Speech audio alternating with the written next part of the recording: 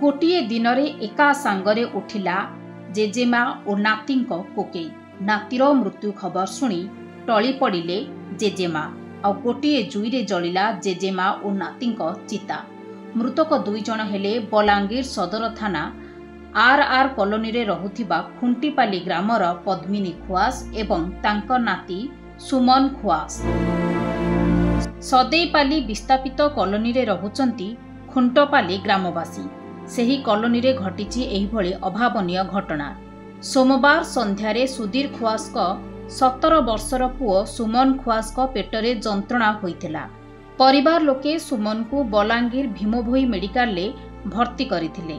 डाक्तरक प्राथमिक चिकित्सा परे सुमन घर को फेरी आसिथिले, किंतु मंगलवार सकाळु सुमन पुणी थरे असुस्थ होई पड़िथिले।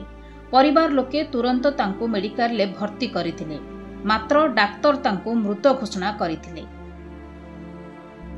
बहुत बहुत दुखर कथा या आमे केहे संभाळे के रोहिनी बार मोर मामू घर घटना एटा खुआस घर जेनटा मोर मामू घर आ माई तो टिके असुस्थ थिले आगरो तांको आज बुल्ला नबार थिला, किंतु काली राति 9टा 9:30 पर्यंत आमर से बवा जेनटा सुमन से बैडमिंटन खेलीछन मोर नातिर संगे। तारपर से बोले आज टिके मते भल नहीं लगबार भंजा आ काली बुढ़ेपुर खेलमा मुझे जाऊँ स्विमिंग टिके गले शुइले। तापर पेट टाणला 1 बजे तांको हॉस्पिटल नियागला। हॉस्पिटल रे काना इंजेक्शन पत्र देले डॉक्टर माने, तापर आनी पकाले से भल थिले। तापर हठात 5 बजे फेर से पेट टेकला आ हॉस्पिटल नौन से खराब हो गले। सेपटे नातीर मृत्यु खबर शुणी दुखरे भांगी पड़िथिले पद्मिनी। संगे संग टली पड़िथिले 70 वर्षीय पद्मिनी। परिवार लोके एका संगरे नाती और जेजेमांकर अंतिम संस्कार करिसंती।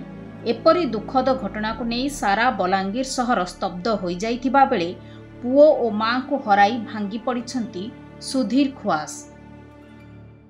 घटना से छुआर दिह तो असुस्थ थिला राति रे नहीं थिले। तापर राति रे नहीं सकालू आसिक दुई आई नाती ठीक हिसाब रे कथबार्ता हेले।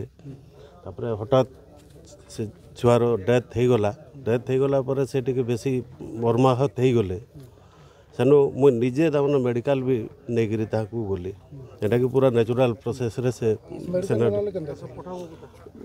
जस्ट सेंस थिला ताको बेसी मर्माहत हो जी हाँ नाती पले गला बोली कहूतिले। तापर मेडिकल के नहीं छु ताको डेथ हो गला। बलांगीर गुप्तेश्वर पुष्टि रिपोर्ट खबर ओडिशा।